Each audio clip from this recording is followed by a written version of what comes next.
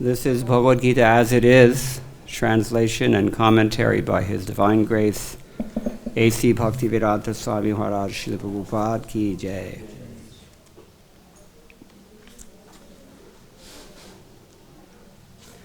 Today we're on Chapter 2. Chapter 2 is called Contents of the Gita Summarized.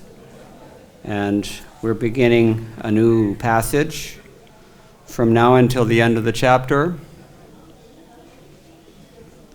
This section is called the Sthita Prajna section of Bhagavad-Gita, some almost 20 verses.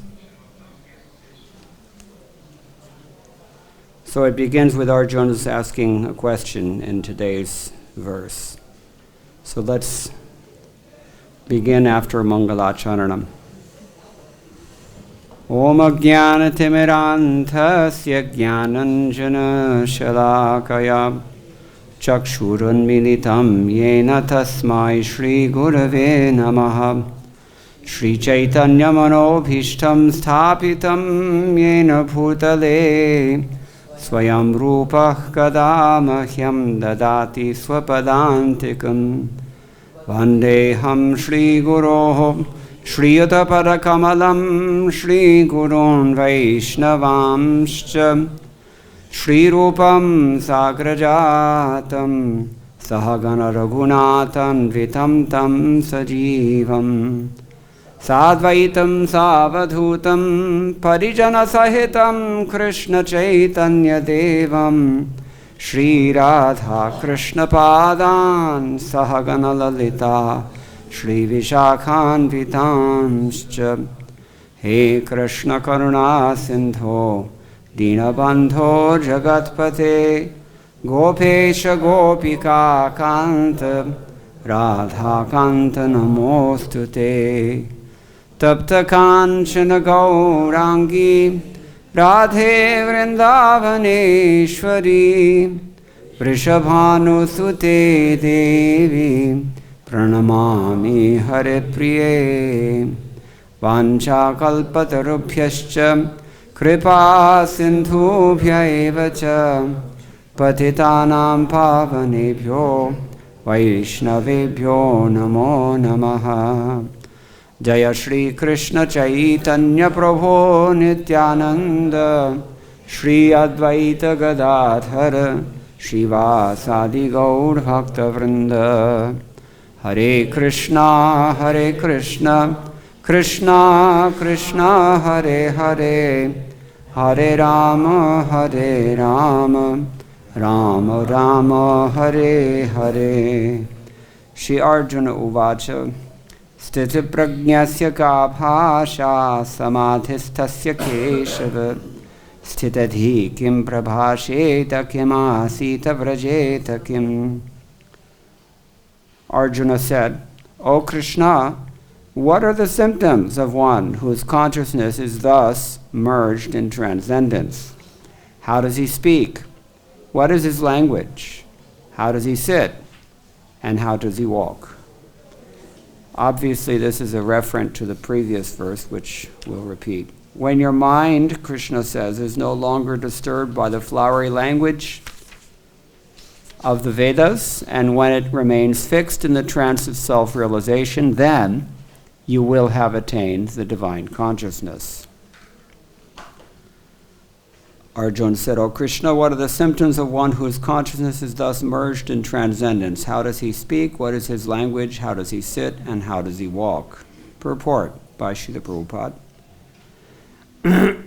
As there are symptoms for each and every man in terms of his particular situation, similarly, one who is Krishna conscious has his particular nature, talking, walking, thinking, feeling, etc.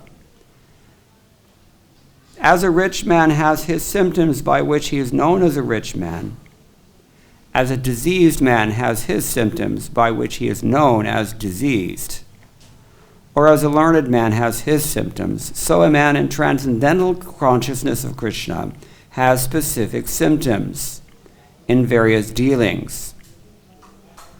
one can know his specific symptoms from the Bhagavad-Gita.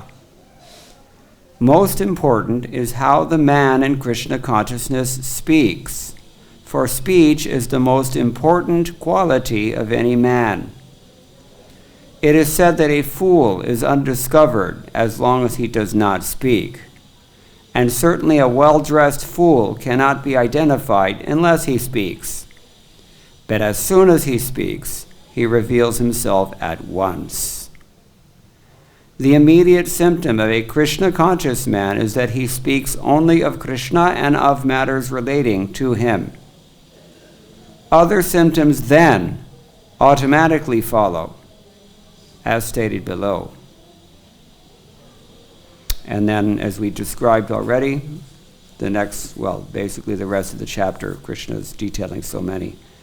Without spoiling the plot, I'm just going to skip ahead to the next verse so that you have an idea of what can also be considered the most important symptom of a Krishna-conscious person, or the test of a Krishna-conscious person. Krishna says, O Partha, when a man gives up all varieties of desire for sense gratification which arise from mental concoction, and when his mind thus purified finds satisfaction in the self alone, then he is said to be in pure transcendental consciousness. But that's not what Srila Prabhupada is explaining today. What Srila Prabhupada is emphasizing in today's purport is speech. In Ramanujacharya's commentary on this verse, he points out, he raises a question. Here Krishna says, when we give up sense gratification that arises from mental concoction, then you take satisfaction in the self alone and you're considered to be in transcendental consciousness. And yesterday, or in the last verse, we heard Krishna say that you should actually be indifferent to all the flowery promises, in the Vedas even, about elevation to Svargaloka through karmakanda processes. Where particularly, Prabhupada's purport also is, last two verses, Prabhupada's purport is, how shall I say, downplaying the importance of various rituals that are meant for fruitive gain in the Vedas. These are things that are enjoined in the Vedas, and yet Krishna himself, the author of the Vedas, is dismissing them. So that's interesting, and therefore Ramanujacharya raises the question, okay, then how are we supposed to identify a person if he's not acting according to the Vedic injunctions? In this world, what is your option? If you're not acting according to Vedic injunctions, then what is going to dictate how you act? Who has an answer? Mental concoction. So on the next verse, Krishna dismisses mental concoction. In the last verse, Krishna dismissed karma kandya vichar, or injunctions based on fruit of that. So what's our option? Ramanuja is asking a very valid question. And the option that Krishna is explaining here is that we have to be transcendental, in transcendental consciousness. And therefore Arjuna is asking this question, okay, what is that transcendental consciousness? How does a person in transcendental consciousness, four things, Baldev Vidyabhushan points out. How does he, first of all, what is the nature of transcendental consciousness? And then how does he speak? This is the thing that Prabhupada emphasizes the most. Kim prabhasheta, kim asita, how does he sit or stay still? And prajeta kim, how does he go about his affairs? So these are the questions. Madhvacharya points out in his commentary, samadhistha stands for, it's another way of saying sthita prajna. Sthita prajna, a person who is situated in realization. And samadhistha means a person who is situated in samadhi. Actually, Vishwanath Chakravarti Thakur says, this sthita prajna means, in his view, the achala buddhi, which is mentioned in yesterday's verse. Shruti vipratipannate yada sthasyasi nischala samadhau achala buddhi. Achala mountain is called achalam because it doesn't move. It's stationary. So when your intelligence is as immovable as a mountain, this is the point, then you're called nischala. You don't waver, you don't flicker. So Vishwanath Chakravarti Thakur says, Tita Prajna and Samatistha and Achala Buddhi, they're all pretty much the same. They're describing the same person. So, that is the nature of samadhi. Baldevidebhushan was asking us, first of all, what is the nature of samadhi? And then there should be some symptoms. This is the point. You should be able to tell, although it's not so easy, as we were discussing. The same kinds of activities will be there in devotional service that are there in the material world as well. So it may look like you're performing fruitive activities. In the case of a king like Prachina Barhishat, he actually was engaged in following the ritual orders of the Vedas. That was his forte. That's what he did as a devotee. But a devotee is not dependent on those things. Or others may be more the jnani type, but that can also be engaged in Krishna consciousness. So the key for Krishna making advancement in Krishna consciousness, since it encompasses the entire gamut of all human possibilities, the key is to accept a bona fide spiritual master and follow his instructions. And this is exactly what Prabhupada concludes in his final sentence of yesterday's purport. Last two sentences, he says, one is sure to achieve results by such activities and attain conclusive knowledge. That such activities means Krishna consciousness. One has only to carry out the orders of Krishna or his representative, the spiritual master.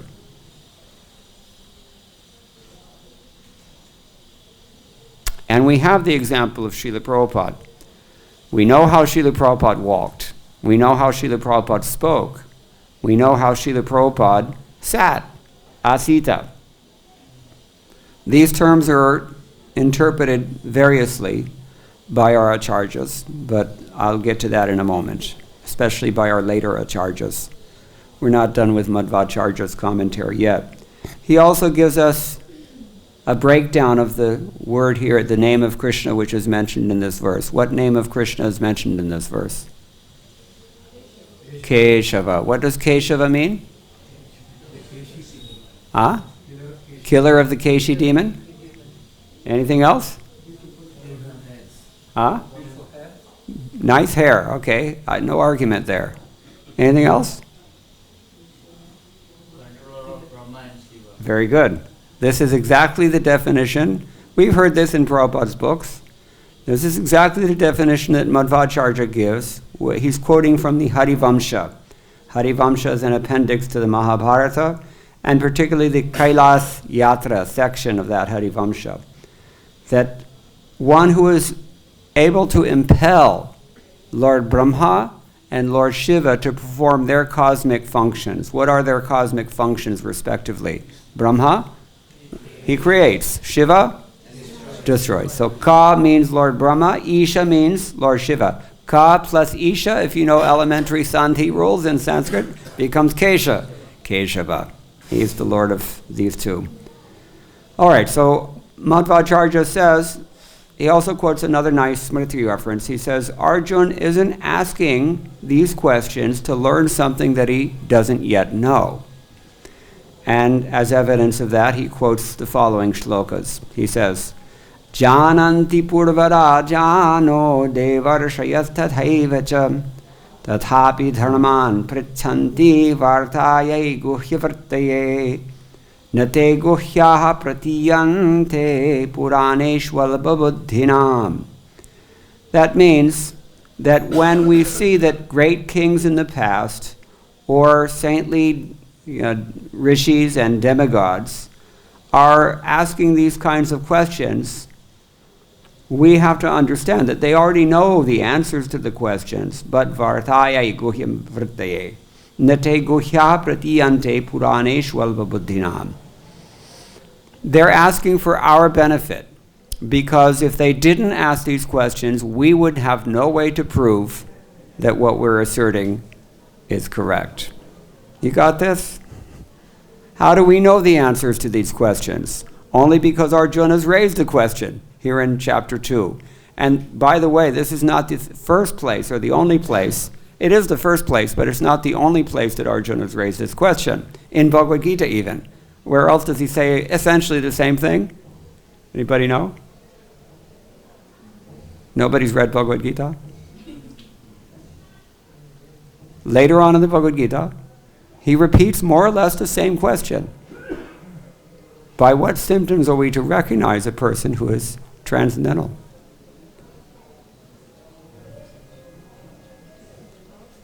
Huh?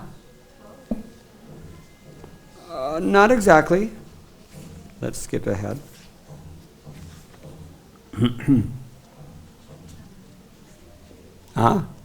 Another answer.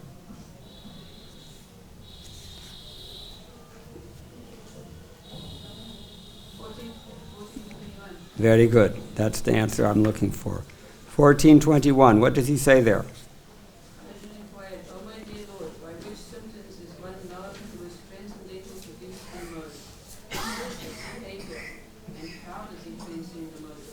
It's, the same question in essence, a little bit differently stated. Kairlingais trin gunan etan atita bhavati prabho kim acharaha katham chaitans trin gunan ativaratare.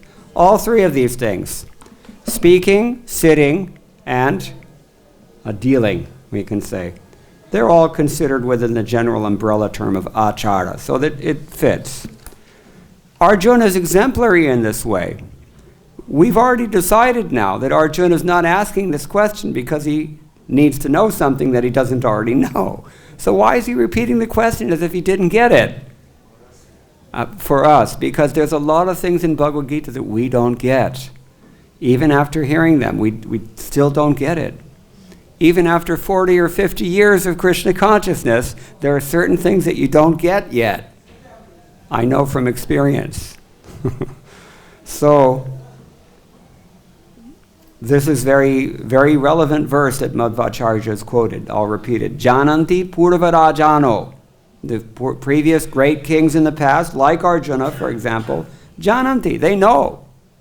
Devarshayas tathaivacha, and the demigods and the sages also, tathapi dharman prachanti. Still, they ask questions about dharmas. Vartaye guhya vrtaye. Nate guhya pratiyante puranesh alpa buddhinam. If not for their questions, those of us who have alpa buddhi, meager intelligence, we would never be able to figure out what's happening in all these things in the Puranas and all these things. We would never be able to figure out. Okay. So, Sridhar Swami then, among the many things he says, Kim katham bhashanam asanam vrajanam cha kuryat ityartha. The idea is that how does he sit, how does he speak, how does he carry on? And Vishwanath Chakravarti Thakur, in his commentary, we've already mentioned, but he further elaborates on these three things. Prabhasheta means, how does he speak when he is praised? Think about this in the first person. How do you respond verbally when someone praises you? How do you respond when someone vilifies you? What do you say in response? How about when someone is blaming you, rightly or wrongly? How do you respond? See, he wants to know these things. Practical. Arjuna is a practical man. Kshatriya has to be a practical man. He's moving material energy and organizing and executing and making people do things. So he wants to know, what is the bottom line? How does this work at grassroots level? At ground level, how does this actually apply? What are the symptoms? So, Kim Prabhasheta, when he's provoked, how does he respond verbally? And asita means, how does anybody know? Asanam. Asan. This is asan. When you're seated, he said, when are the senses seated and not active? When does he pull back and just leave his senses inert? When does he not respond? Maybe there's something that is very much alluring to your senses. But if you're in control of those senses, you just let them sit. You do not allow them to respond. Just like dog on a leash. Here we don't have dogs. People here love cows. People in West Los Angeles, they love dogs. And sometimes you see young ladies on Rodeo Drive in Beverly Hills, California, very chic, affluent shopping district. They're walking down the boulevard with a small purse over their shoulder, and inside that purse is what? A small dog. This big dog. Every girl has one. This is California culture. So, how do we get on this topic? When your senses they may be agitated, just like every dog, every single one of them, every last one. When he sees something that he wants, he gets all excited, is it not? And if not for that leash, what would he do? He would go and jump all over you. He would lick all over you. He would do anything. You see, our senses are just like that. As I said, the counterpart for the dogs in the Western culture are the cows. Therefore, the senses are called cows. Goswami means a person who controls those cows. Once I was in Nathwara, Rajasthan. Anybody been there? Raise your hand if you've ever seen Govardhan Nathji. Very beautiful Vaishnava temple. So, my godbrother and I, we had purchased for a small sum, we purchased a very large quantity of Mahaprasadam. They're very fond of Mahaprasadam in that temple.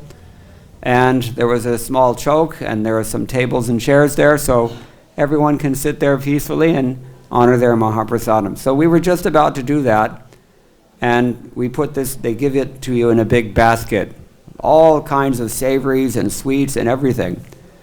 And we were just about to take prasadam, and suddenly everything just exploded. And we didn't know what happened. The prasadam is flying everywhere, the tables knocked over, chairs, what's going on? What happened was that a cow came and just shoved her head right into the basket and started chomping everything down. And within seconds had everything quaffed, everything in the basket gone. So therefore the senses are called cows. And Bilva Mangal Thakur says, "My dear Lord, please herd my cows into your pasture." He said, "Certainly, if your name is Gopal, then you're the Lord of the cowherds. Who could ever imagine, even in dreams, that you would be amiss in your duty of taking care of these cows? So you have a responsibility also to control my cows. Please do so." Cows. Similarly, Vishwanath Chakravarti Thakur, in his commentary on Srimad Bhagavatam, he prays, "My dear Lord, may the cows that are my words be very pleasing to the devotees by supplying them the milk or the nectar of Krishna consciousness." This is how he prays in his commentary. All right, so the senses are called cows. Asitam, when do you remain with your senses inactive? When do you pull back and just not let them do it? This is his question. And the next thing, kim prapasheta, kim asita, vrajeta kim. He says, what does this mean, vrajeta? When do you employ your senses? And how do you employ your senses? Consciously. Tamal Krishna Goswami used to say, before you can become Krishna conscious, first you have to become conscious. Yes. It should not just be autopilot. Autopilot means the three modes of material nature. Whatever they dictate, okay. Painski dimag. This is what a buffalo does. People like buffaloes more than cows. Why do they like buffaloes more than cows? Not only is the milk more rich, if not more healthy, but buffaloes are very easy to deal with because they're dumb. Anything you try to get a buffalo to do, okay, that's it. But cows they're very sensitive creatures, they're very intelligent creatures, they have their own independent will. The other day in MVT, they were trying to give a bath to Saraswati before the weather was warm enough. So the gentleman was holding a hose and trying to spray off Saraswati, and Saraswati is intelligent. Saraswati is the cow. She is intelligent enough that she calculates how far the water can extend from the end of the hose, and she stands just outside of that border, and she's very happy. So, cows, and this is the vrajeta. Actually, vraja. What does vraja mean in Sanskrit? Anybody know? Vrajati. Vrajkadhatu. Means to go. How do you let your cows go? Sometimes you let, here in Vrindavan, I don't know how much longer, but at the present moment, if you own cows, you can let them wander during the day, and they know that if they want something to eat, they come back home and you'll feed them. But during the day, they go and look for other things. It's very sad. Even in Chennai, South India is supposed to have been the vanguard of Vedic civilization. But even in Chennai, I see housewives are throwing away their vegetable peels in the garbage dump, and the cows are going and eating out of the garbage can. And they're not just eating vegetables, they're eating anything that's in there, including their kids' toys, and including plastic bags, and including toxic waste, because there's no regulation on such things in India. And it's very sad. People are not conscious. If she could take the same vegetables and just a little extra effort, she could take them downstairs and put it in the same place every day at the same time, and the cow will definitely be there to eat it. They have that facility. And she gets punya. But this way, they're not thinking of any kind of advancement, what to speak of spiritual advancement. So, Arjuna is thinking in all these ways. What do I say? Especially in provoking circumstances. This is the thing. A man is tested in adversity, Chanakya Pandit says. Your friends will be tested in adversity. We all have friends when we're full of money. But when we've nothing to do for anyone, your friends all scatter because they don't love you, they love your money. This is the harsh reality. One poet said, Saba paise ke bhai. What, do you know these words, this one? I forget. Dil ka sata nahi koi. Nobody's really with you at heart. Everybody's just after money in this world. That is the bottom line, especially in India, I hate to say. It seems to be worse here. Americans have their own set of anarthas. Everybody has their own set of anarthas. Anyway. All right, so prabhasheta, what do we say when we're provoked? Asita, when do we leave our senses unengaged? And when do we employ our senses, and how do we employ our senses? Arjuna is asking very practical questions here. And this is the point. Krishna consciousness is supposed to be practical. Srila Prabhupada said, hearing means what? Anybody know? Hearing means acting. What you hear, you apply it. Then the knowledge is solidified. Otherwise, as Krishna explains in chapter 15, if you don't practice these teachings, that's okay, but you will not be able to, you won't really get it. Even after I said 5-6 decades, you still don't get it because you're not applying. This is the point. You have to hear and you have to act. So,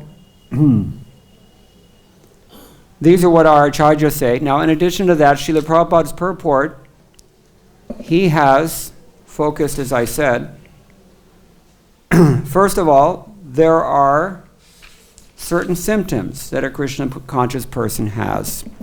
Now, this can be potentially misunderstood, so I would like to add something extra here.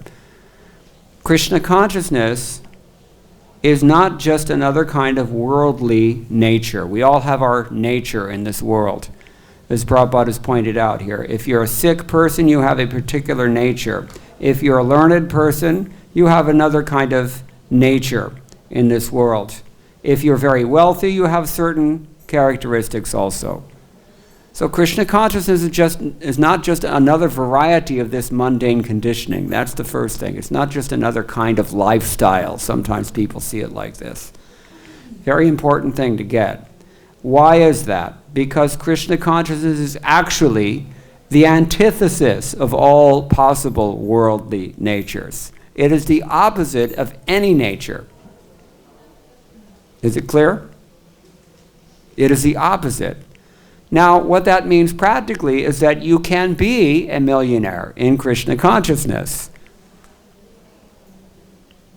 You can be anything that you can be in the material world. You can also do it in Krishna consciousness, under the directions of a spiritual master, when he gives that order. Potentially, anything can be either positive or negative. It depends on how you use it. And Prabhupada gives the favorite example, knife, vegetable knife. You can cut an eggplant to cook some sabzi for Krishna. That's one use of a knife. Another use of a knife is to push it into the person next to you. That's not a very nice use of the knife. That is misuse, you see? So the same thing, knife, it's a neutral entity. All action in this world is of that nature. It is neither positive or negative on its own. But it has to be used, has to be employed under the direction of a bona fide spiritual master. This is the point. Before they edited it out of Srila Prabhupada's books, the teachings of Lord Chaitanya used to say, Prabhupada actually wrote, even nuclear weapons can be used in Krishna consciousness. But it's understandable why someone might not want to hear that. So anyway, but this is the first thing. Krishna consciousness is not just another kind of material life. It's the opposite of material life. And it can look exactly the same. Therefore, Rupa Goswami says, Iha yasya harer dasye karmana manasa gira nikilashwapyavasthasu jivan muktas uchyate. What does it mean? Anybody know that verse? Nobody's ever heard this verse? So what does it mean? Iha yasya harer dasye karmana manasa gira nikilashu apyavasthasu jivan muktasu uchyate. Rupa Goswami says, a person may appear to be an ordinary, Prabhupada says, pound, shilling, pence man. You may appear to be an ordinary materialist by your external activities. It is not the external activities that determines the consciousness. It is the motivation. And motivation is invisible. That's why it's sometimes hard to determine who is Krishna conscious and who is not Krishna consciousness, because the activities may be the same. But he says, if he takes his body, his mind, and his words, and he employs them wholly and solely for Krishna consciousness at all times, then that person is called Jivan Mukta. And Vishwanath Chakravarti Thakur, in his commentary on today's verse, he says the same thing. Sthita prajna, achala buddhi, samadhistha, all of this means Jivan Mukta. A person is liberated while living. He's in the body, but not of the body. Another analogy that Prabhupada gives in Canto 5, just like a coconut. Coconut, green coconut, you can't really separate the inside from the shell. But when it dries out, then you can shake it and you can hear the coconut is actually loose inside there, but it's not attached. This is how the Krishna conscious person lives in this world. He looks to be the same, but he's not the same. Because again, as we said earlier, his consciousness is the antithesis of all worldly consciousness and all worldly activities. He's the exact opposite. Because he's surrendered to Krishna. His only purpose is to please Krishna. Nobody in this world wants to please Krishna. Think about this for a moment. Nobody is after God in this world. Actually, nobody's after God in any world. Ironically. That's something else we can think about, because here in Vrindavan, the conditioning of Yoga Maya is much higher than the conditioning of Mahamaya. So, the idea of God is something theoretical in the material world, among the materialists. People, some of them believe in God, some of them don't believe in God, but in all cases, God is something hypothetical. Is it more or less? That's the case, correct? Is it correct? Okay. Now, in the spiritual world, in a strange way, it's actually the same thing, at least in Goloka Vrindavan. Why? Because they don't know that Krishna is God. They have the same conception. Yes, there's a God. His name is Narayana, but we're more attached to Krishna than we are to Narayana. Isn't it strange? This is how Yoga Maya works. So, anyway, the idea is that nobody's after God in this world. Everybody wants Prabhutva, that means lordliness, but nobody wants Prabhu, the Lord. Or as Prabhupada often says, everybody wants Lakshmi, nobody wants Narayan. People are chasing after Sita, nobody cares about Ram. So that's one thing. Now, another point we can look at in Prabhupada's purport, he says that the most important symptom of the Krishna conscious person is his speech. Now, this is subject to some debate, actually. I mean, it's not untrue, I'm not saying that, but one can consider that, well, we've all seen, have we not? We've all seen that a person can speak about Krishna consciousness, but the person is at the same time not Krishna conscious. You see? So why does Prabhupada say that speech is actually the most important symptom of the transcendentalist? Why does he say this? He says everything else will follow automatically. Very good. Very attentive reader or hearer. Let me just read what Prabhupada writes here. He says, the immediate symptom of a Krishna conscious man is that he speaks only of Krishna and of matters relating to him. So when he says speech is the most important quality of any man, most important means immediate. What does immediate mean? Right now. The way we mentioned a moment ago, you can't always tell what's motivating another person because it's invisible. The activities we've already decided may be the same. The motivation is what determines who's Krishna conscious and who isn't, and it's not so easy to assess that. But if a person is at least speaking something that is way off and non-devotional, if he's speaking Mayavad philosophy, for example, or if he's speaking not materialism, hard, just atheism, then you know right away he's not a devotee of Krishna. It's obvious. So immediate means what's most obvious. That's how I understand it. So that's another thing. Now, regarding speech, since it's something that Prabhupada emphasizes here in his purport, we can jump ahead to chapter 17, text 15, wherein Krishna himself speaks about this when he says, Shariravaং manobhiryat karma prarabhate naraha nyayam va viparitam va. No, this is the wrong verse. What am I looking for? Oh, I'm in the wrong chapter. Hold on. Chapter 17, text number 15. Krishna says, he's talking about the austerity of speech. Anudvega karam vakyam satyam priya hitam chayat swadhyayabhyasanam chaiva vangmayam tapa uchyate. Austerity of speech consists of speaking words that are what? Truthful, pleasing, beneficial, and not agitating to others. And also in regularly reciting Vedic literature. So that's 5 things Krishna mentions. This is, Prabhupada says, responsible speech. So much of our speech is irresponsible, actually, isn't it? So many things that we say ourselves, they're actually not 100% Krishna conscious.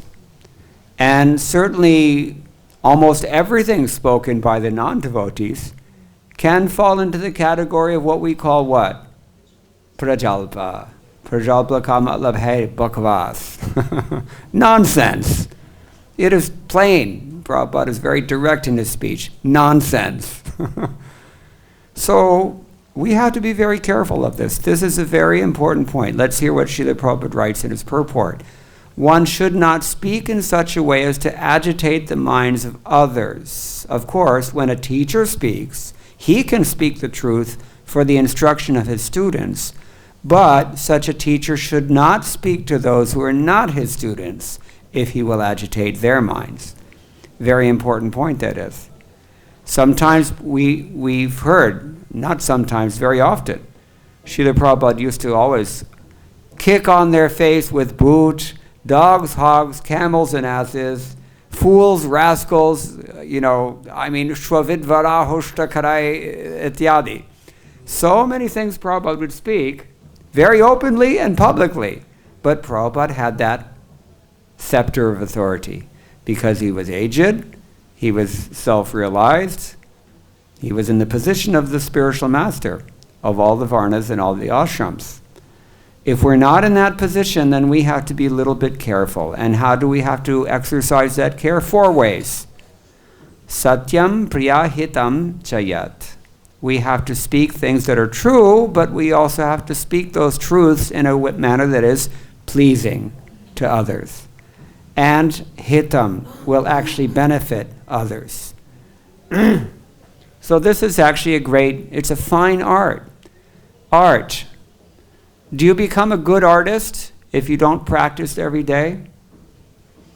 Music is like this, especially classical music. You have to practice every day. Otherwise, even one day, my Mridanga teacher told me, one day of neglect, you lose 1 week of accomplishment. So Krishna consciousness is not just knowledge, it's also a skill. It's an art.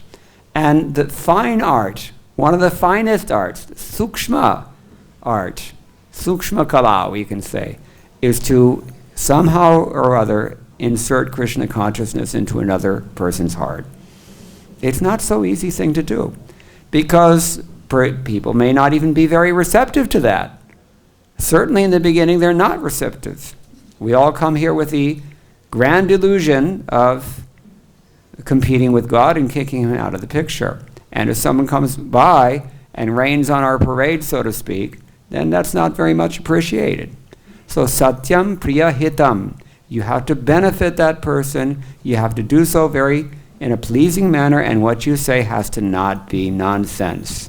So how do you guarantee that this is the case? Swadhyayabhyasanam cha. You have to regularly recite Vedic literatures. And Prabhupada continues his purport.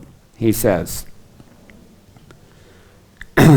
one should not talk nonsense. The process of speaking in spiritual circles is to say something upheld by the scriptures. One should at once quote from scriptural authority to back up what he is saying. This was a culture that Srila Prabhupada established within ISKCON, and I've seen in the recent decades it's eroded to a great degree. We say things, but they're based on what we heard on Facebook, or something that our friends told us, or something that, Shastra Yonidvat, Vyasadeva writes in his Brahma Sutra.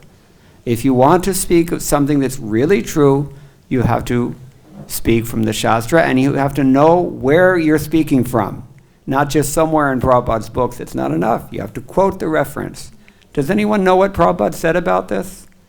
In 1976, ISKCON was challenged by a very threatening lawsuit put together by a small group of class action lawsuit, you might say. Parents of devotees who they didn't want joining ISKCON.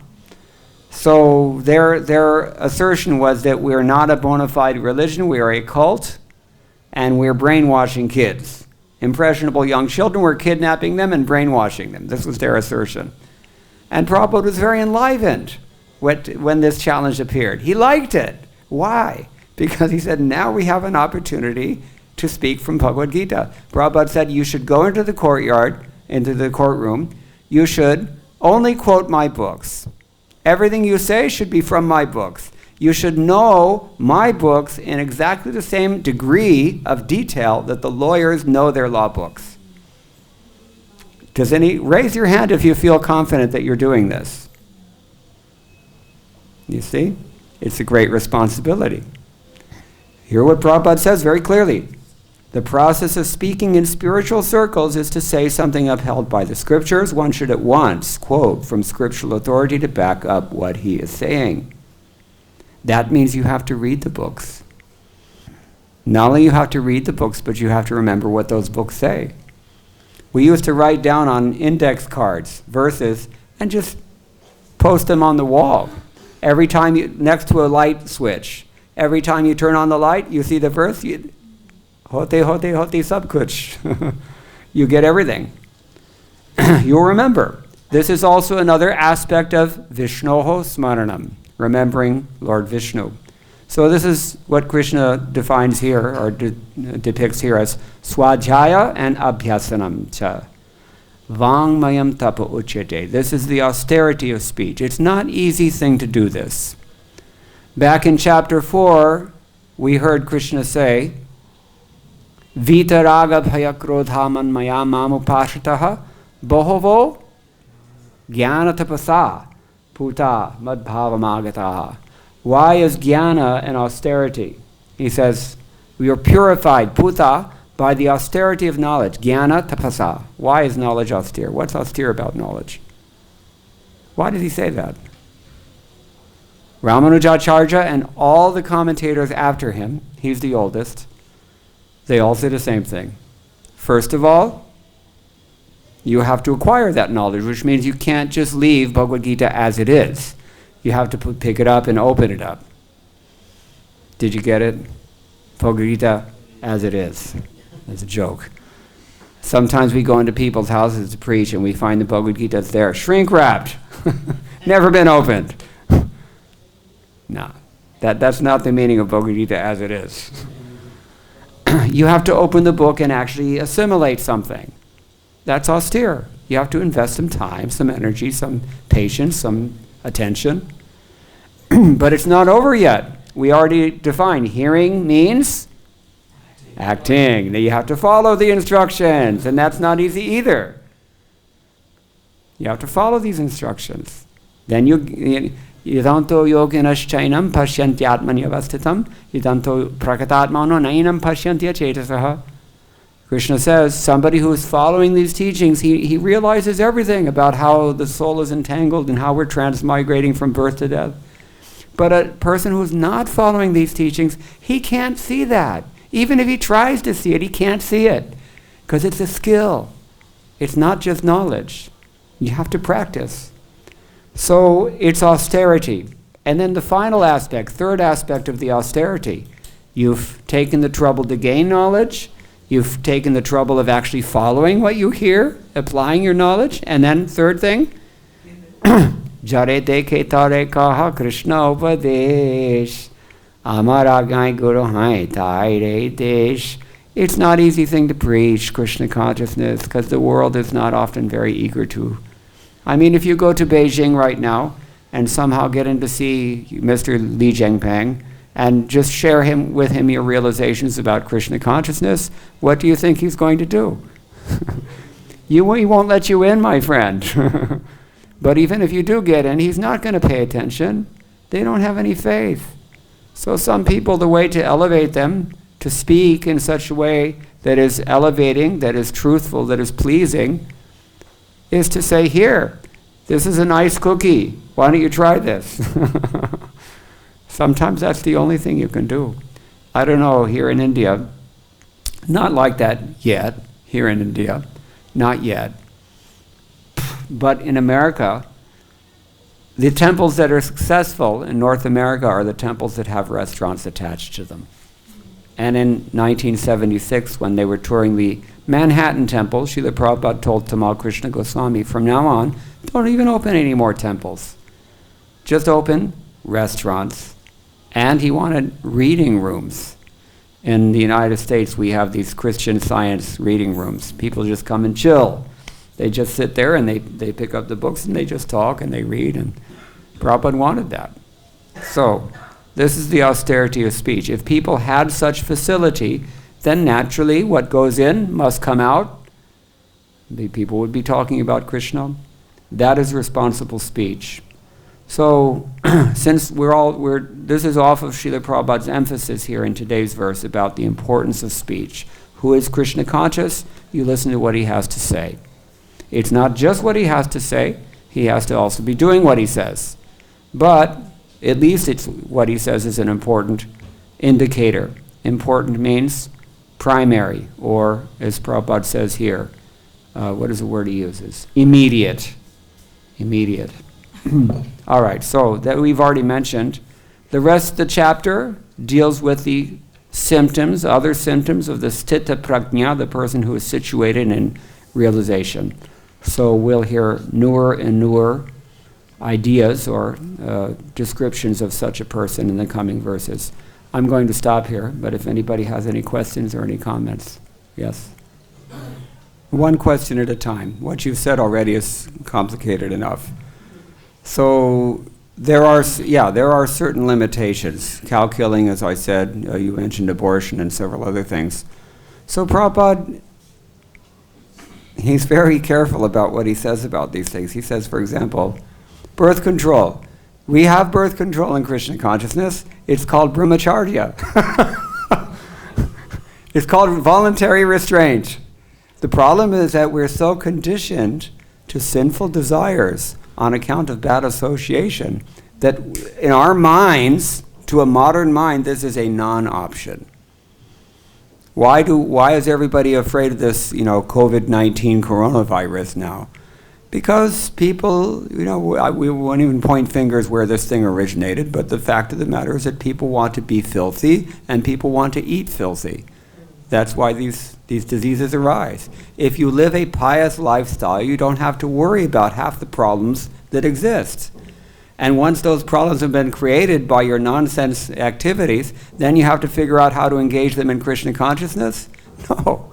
The idea is to avoid them from the very outset. Eat responsibly. Everybody eats, sleeps, mates, and defends in this world. So how to do that? This is what Arjuna is asking. Kim prapasheta, kim vrajeta, kim asita, ityadi. So the Shastra, yashastra vidhimutsrajya vartate kamakarataha nasa siddhim avapnoti nasukham na paramgatim. Krishna says, you can't give up these Shastric injunctions and expect to have an easy time in this world. It doesn't work like that.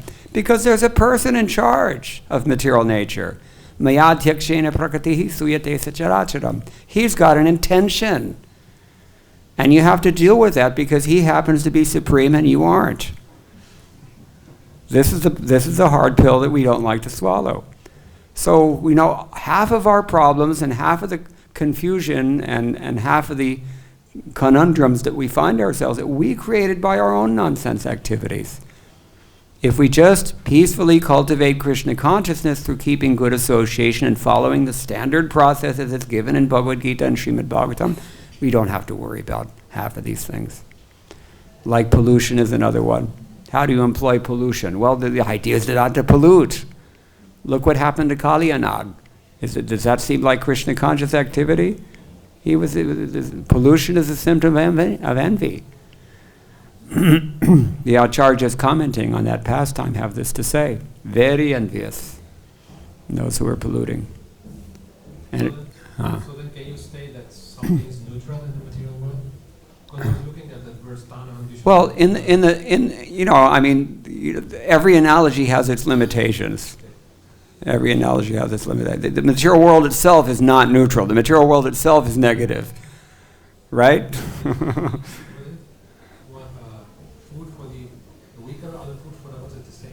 Jivo jivasya jivana.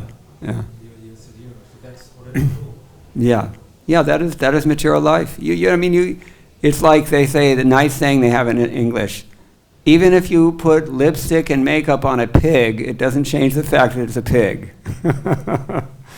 You see? So in the material world, trying to live a nice life, there's so many, this house is Vastu compliant. So many things, stopgap measures we try to do to make our lives harmonious, peaceful, comfortable, auspicious, relatively healthy, green, and whatever, sustainable, all these things. But actually the real thing is this.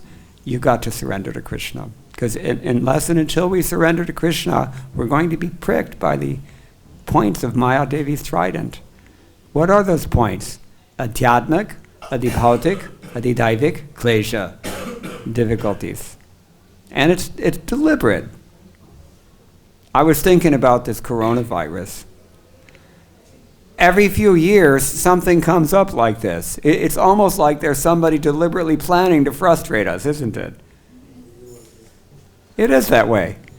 One year in Mayapur, Prabhupada was sitting in his room, and there was a bird who had built its nest just near Prabhupada's doorway. And these birds were making noise because they're birds. Unlike us, they really cannot control their senses. We only think that we can't control our senses because we don't want to control our senses. But these birds are absolutely unable to control their natures. So they have to chirp, they have to bring worms, they have to do so many things. And it was disturbing Prabhupada's concentration while he was trying to translate. So he asked his servant, can you remove, there's a bird nest here, he just remove the bird nest. So he did that. But because you're dealing with a jiva, and the nature of a jiva is to have desires, and desire means there will be some determination behind those desires, these birds came back and again built a nest there. And again, the next day, Prabhupada said, these birds are back again. He told the servant, get rid of these birds, So again, the servant took out. Again, the third day, the birds moved back in. This is how adamant, it's like Jarasandha, no? 17 times. Our attitude with regard to enjoying this material world is just as adamant as Jarasandha's was. Hope springs eternal. We're thinking, I just didn't do it the right way this time, but next time I know better. This is what we're thinking. So these birds, every single time they're coming back, and Prabhupada said, just see these foolish creatures. They cannot understand that there is a more powerful living entity deliberately trying to frustrate their plans. They can't see this.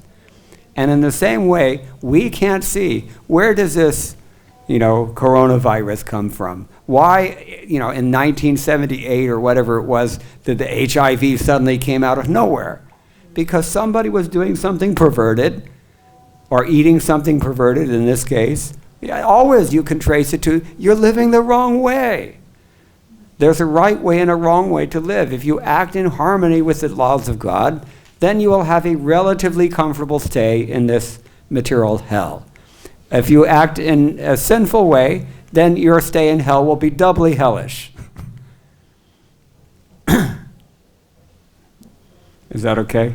Yeah, I had one other point, and then some question actually, is that the younger generation among Indians who kind of want to follow religion, but then because they know about, 4-H principles, even in Karma Kanda, there's a tendency to get averted towards priesthood or devotees, because they think like, okay, if the demand is to have to be a virgin at the time of marriage, Kanyadan, and I'm not a virgin anymore, then what is the point in getting married or having a whole ritual? But then a ritual is not, to give an example, a ritual is not possible. So should we then lower the standard, adjust the standard, just like...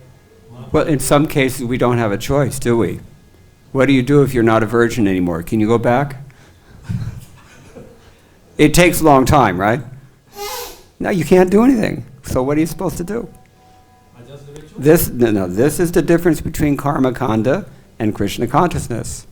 The Prabhupada said, you can go in the next room and look on his bed. There's a nice quote that Prabhupada is about Varnashram. Very strongly in his last days, he was preaching on the point that necessity, not an arbitrary thing. He saw there was a vital necessity to follow Varnashram within ISKCON, because he saw that his own disciples were having trouble maintaining basic initiation vows. They couldn't stay faithful in their marriages. Sannyasis who couldn't keep their ashram. So much, so many things. And those problems are all still here, because we haven't done anything about that instruction. If we follow the instruction, then these things will be minimized. They'll never go away altogether. This is the material world. But Prabhupada was emphasizing on this point. But it's not just karma kanda. Why, otherwise, as you said in the beginning, why does the Bhagavatam speak about these things? Mahabharata goes into great, great detail about it. Bhagavatam is Sankshipta. But why is it there at all? Because it's actually necessary for most of us. It is necessary, and Prabhupada saw this. And the point is this, that although we are following these processes to the extent that we can, but we don't depend on them.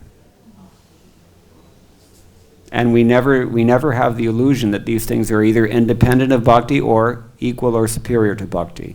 They're always subordinate to bhakti. That's a very, very important recognition. So, like there's no such thing actually as brahmacharini ashram. There is no such thing. You can't find this in the Shastra because it's not Shastric.